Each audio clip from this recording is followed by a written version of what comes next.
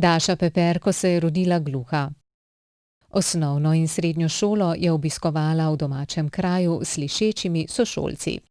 Takrat gluhi otroci pri pouku še niso bili upravičeni do tolmača. Ob pomoči družine in z veliko lastnega truda doma je te prve ovire v najbolj ranljivem obdobju svojega življenja premagala.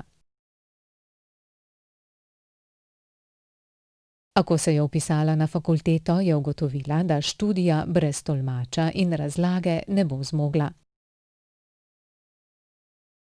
Podala se je v boj z državo in si svoje pravice pridobila na sodišču.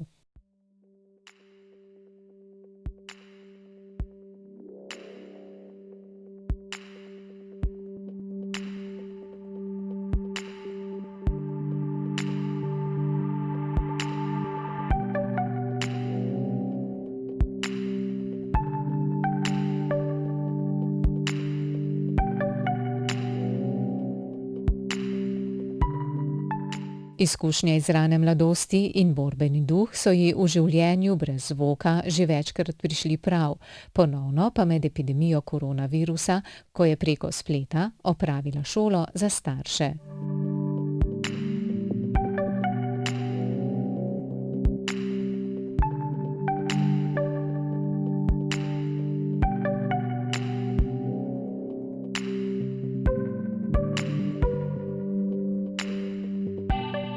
Daša je v porodnišnici rodila v popolni tišini, brez komunikacije z osebjem, ki je nosilo zaščitne maske in ga ni popolnoma nič razumela.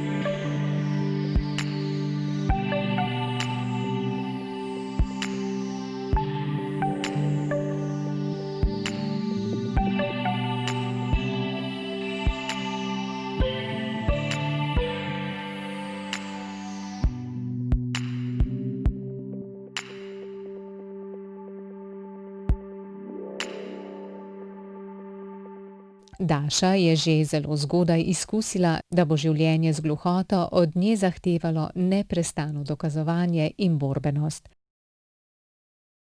Predvsem pa, da bo morala večkrat preskakovati ovire.